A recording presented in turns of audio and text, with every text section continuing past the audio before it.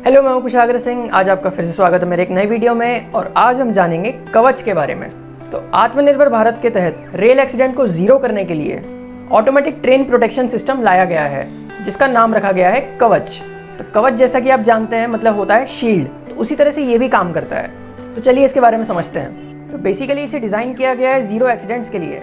इसके पहले भी इंडिया के पास TPWS था, जिसका मीनिंग होता है ट्रेन प्रोटेक्शन वार्निंग सिस्टम, जो कि यूरोप से लाया गया था। बट जो कवच है ये टोटली मेड इन इंडिया है और ये काफ़ी ज़्यादा सस्ता है, मतलब कि वर्ल्ड का सबसे ज़्यादा सस्ता TPWS इंडिया में है। अब इसकी जो कॉस्ट है वो आती है लगभग 50 लाख पर किलोमीटर। लेकिन वहीं अगर आप TPWS सिस्टम की बात करें जो कि यूरोप से आया था, तो उसकी कॉस्ट आती है 2 करोड़ रुपए पर किलोमीटर। तो अब आप समझ सकते हैं कि कितना ज़्यादा सस्ता है ये, जो कि बिल्कुल स्वदेशी इंडिया में ही बना है।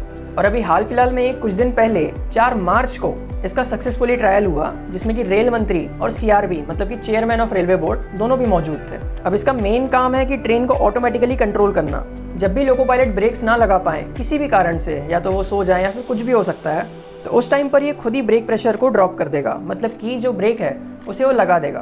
अब आपने मेरी ट्रेन ब्रेक्स वाली वीडियो तो देखा ही होगा, अगर नहीं देखा हो तो फिर अभी जाके देखिए, उसकी लिंक आपको आई बटन पर मिल जाएगी। तो यहाँ से आप ये चीज़ समझ रहे हैं कि जब भी लोको पायलट असक्षम है ब्रेक्स लगाने के लिए, तब ये खुद ही BP ड्रॉप कर देगा, मतलब कि ब्रेक प्रेशर ड्रॉप कर देगा। और जैसे ही प्रेशर ड्रॉप होगा वैसे ही ब्रेक्स लग जाएंगे, जिससे कि इसका सबसे बड़ा फायदा हो रहा है लोको पायलट्स के लिए कि रेड सिग्नल कभी भी पार नहीं होगा। तो ये बहुत बड़ी चीज़ है, क्योंकि लोको पायलट्स अगर गलती से भी रेड सिग्नल को पार कर देते हैं तो सीधा सीधा उनकी नौकरी चले जाती है। तो ये काफ़ी अच्छा सिस्टम लाया गया है, जिससे कि सेफ्टी भी लोगों की काफ़ी ज़्यादा बढ़ेगी। इसमें फ्रंट एंड और रियर एंड दोनों का प्रोटेक्शन है, मतलब कि ट्रेन ना आगे से टकराएगी और ना ही कोई पीछे से ट्रेन को ठोक सकता है, क्योंकि इसके वजह से ट्रेन कुछ दूरी में अपने आप ही रुक जाएगी। इसका तीसरा फायदा ये है कि जो लूप लाइन्स होती है, मतलब कि मेन लाइन से अलग, जैसे कि स्टेशन में जब भी जाना रहता है तो ट्रेन हमेशा मेन लाइन पे आती है, फिर वहाँ से कई सारे सब डिवीज़न होता है लाइन्स का, मतलब कि पटरियों का, और उन्हीं को हम लूप लाइन कहते हैं। तो ट्रेन जब भी मेन लाइन से अलग जाएगी तो वो लूप लाइन है। अब कभी भी जो पॉइंट होता है जहाँ पर ट्रेन ट्रैक चेंज करती है, उसमें हमेशा 30 की स्पीड मेंटेन करना पड़ता है, मतलब कि जब भी ट्रेन ट्रैक चेंज करेगी तो उसे 30 की स्पीड मेंटेन करना ही पड़ेगा।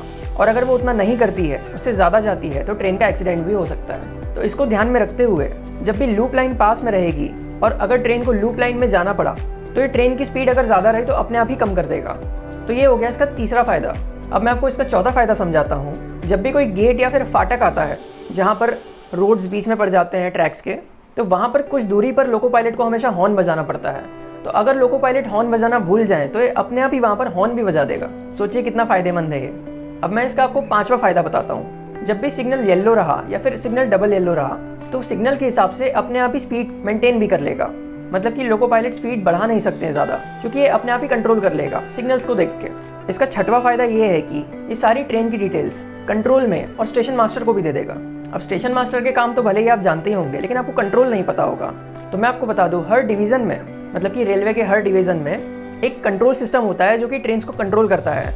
वही लोग स्टेशन मास्टर को फ़ोन करते हैं और उन्हें बताते हैं कि ट्रेन को कैसे कंट्रोल करना है, या फिर आप इस गाड़ी को आगे चलाइए, इस गाड़ी को वहाँ पे रोकिए। तो ये सारा काम कंट्रोल का होता है, तो उन्हें भी ट्रेन की जानकारी अब बड़े आराम से मिल जाएगी।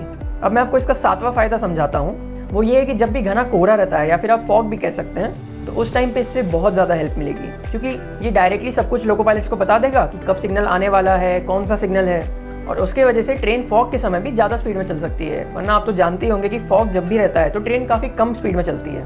अब मैं आपको इसकी वर्किंग समझाता हूँ कि आखिर ये काम कैसे करता है। वरना आपने कई जगह से ये तो सुन लिया होगा कि कवच क्या है और वो क्या काम करेगा, लेकिन आप ये नहीं जानते होंगे कि वो कैसे काम करेगा। तो वही मैं अभी समझाऊंगा आपको।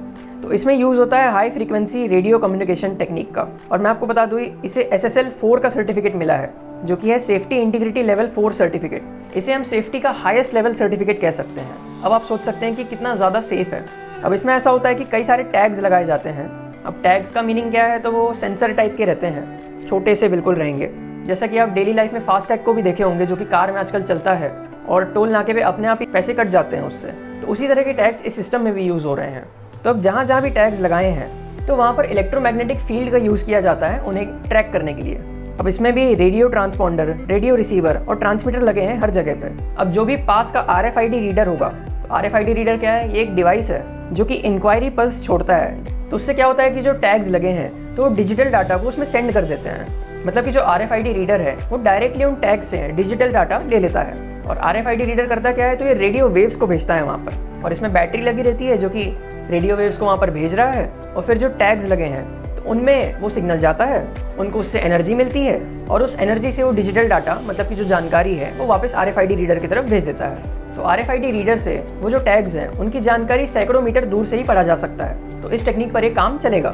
अब इस टेक्निक को कई सारे इंडस्ट्रीज़ में भी यूज़ किया जा रहा है, जैसे कि फार्मास्यूटिकल्स, ऑटोमोबाइल्स। अब फार्मास्यूटिकल्स मतलब कि दवाइयों को जहाँ भी वेयर हाउस में रखते हैं तो उन्हें लोकेट करने के लिए उसमें टैग लगाए जाते हैं। ऑटोमोबाइल्स में तो आप जानते ही हैं, जैसे कि हम फास्ट टैग लगाते हैं। साथ ही साथ जो आपका क्रेडिट कार्ड है या फिर डेबिट कार्ड है, ATM कार्ड आप जो भी कह सकते हैं, उसमें भी यही टेक्निक यूज़ हो रही है। जिससे कि आजकल जो टैप करके पेमेंट करते हैं तो भी यही टेक्निक यूज़ कर रहा है। तो अब आप समझ सकते हैं कि ये कितना ज़्यादा यूज़ होने लग गया है। काफ़ी अच्छा है ये, इससे काफ़ी ज़्यादा हेल्प हो रही है और काम थोड़ा आसान भी हो रहा है। अब 2013 में $7.8 बिलियन का इसका मार्केट था, और 2020 में ये बढ़ के हो गया है $12.08 बिलियन का मार्केट। अब आप समझ सकते हैं कि कितना तेज़ी से इसका चलन बढ़ा है, हर जगह पर ये यूज़ होने लग गया है। और 2029 तक अज्यूम किया जा रहा है कि इसका मार्केट बढ़ के हो जाएगा $16.23 बिलियन का। अब जो वो टैग्स है उनको सिग्नल्स, ट्रैक्स, स्टेशंस या फिर यार्ड में लगाया जाता है, साथ ही साथ इंजन्स में भी, जिससे कि RFID रीडर हर जगह की पहचान कर सके और डायरेक्टली उससे हम आराम से लोकेट कर सकते हैं। और मेन लोको पायलट्स के pass on board display of signal aspect लगाया गया है,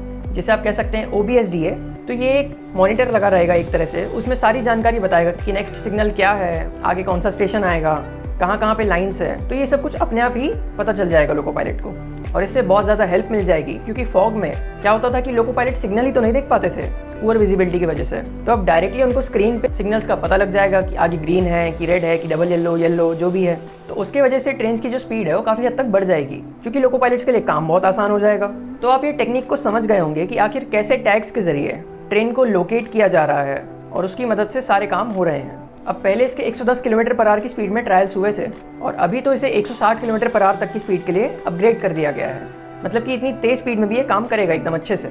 और रेल बजट 2022 में आत्मनिर्भर भारत के तहत 2000 किलोमीटर तक इसे जोड़ने का लक्ष्य रखा गया है, जिसमें से 1098 किलोमीटर पर ऑलरेडी ये डिप्लॉय हो चुका है, और अभी तक के टोटल इसमें 65 इंजन भी जोड़ दिए गए हैं। अभी फिलहाल इसके ट्रायल्स तो आपने देखा था कि हैदराबाद में हुए थे, या फिर आप सिकंदराबाद भी बोल सकते हैं। मतलब कि साउथ में कई सारा सेक्शन इसमें कंप्लीट हो चुका है, लेकिन आगे चल के इसे और बढ़ाना है। नई दिल्ली से लेके हावड़ा तक और नई दिल्ली से लेके मुंबई तक, इन दोनों रूट्स में इसे लगाया जाएगा लगभग 3000 किलोमीटर तक, और ये बढ़ेगा। और इसके लिए अभी टेंडर भी जारी कर दिए गए हैं। तो आई होप आज आपने कवच सिस्टम को बहुत अच्छे से जान लिया होगा, उसकी सारी डिटेल्स आपको पता चल गई होगी, और वो काम कैसे करता है ये भी आपने समझ लिया होगा। तो अगर कुछ समझ ना आया हो तो आप कमेंट कर सकते हैं। बाकी वीडियो अगर आपको पसंद आया हो तो लाइक, सब्सक्राइब, शेयर जरूर से करें। मिलते हैं ऐसी किसी और वीडियो में ट्रेन की बहुत सारी जानकारियों के साथ। Thank you so much for watching this video.